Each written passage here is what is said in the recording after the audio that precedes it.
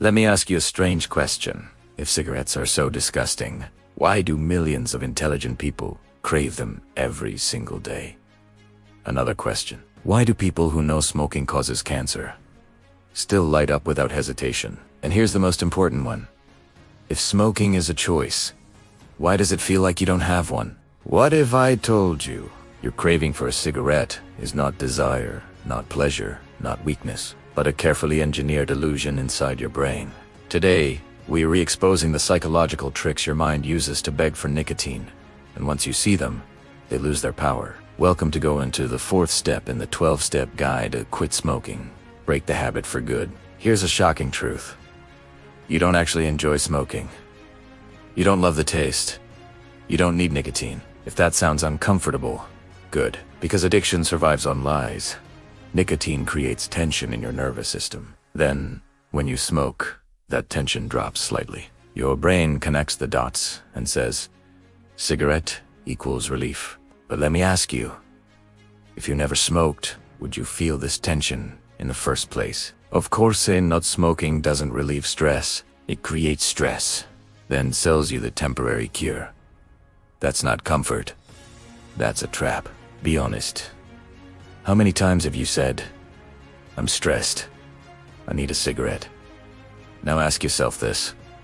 Are non-smokers not stressed? Do they fall apart without nicotine? Science shows something disturbing.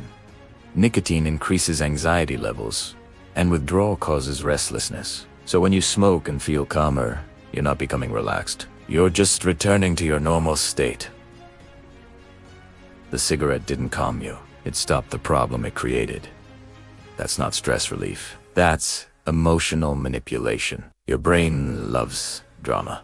It whispers, this craving will torture you unless you smoke. But here, as a fact most smokers never hear. A craving usually lasts 5 to 15 minutes. Even if you don't smoke, cravings are waves. They rise, peak, and fall. Every time you smoke, you teach your brain. Begging works. Every time you wait, you teach it. Begging is useless. And guess what happens next? The waves get weaker, shorter, quieter. Not because you're stronger, but because the addiction is starving. Let's break another illusion. Have you ever thought, I'm just a smoker. That's who I am. Let me ask you something uncomfortable.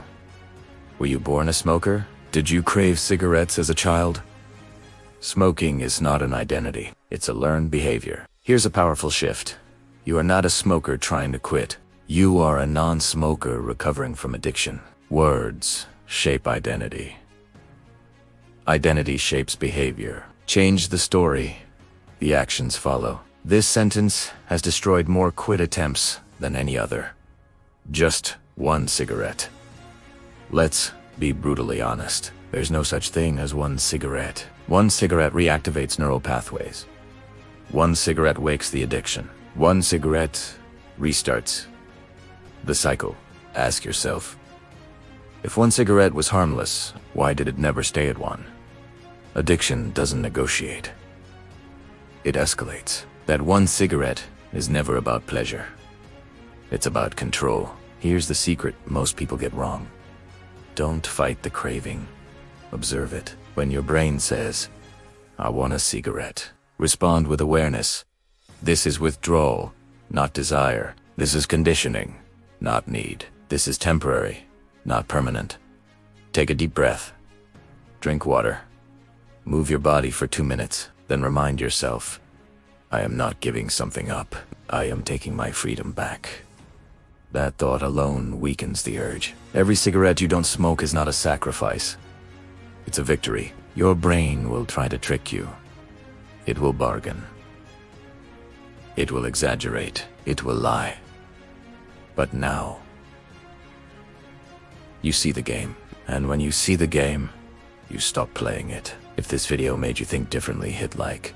Subscribe to go and write in the comments. My brain dose and tea control me. You're stronger than you think, and freedom is closer than it feels.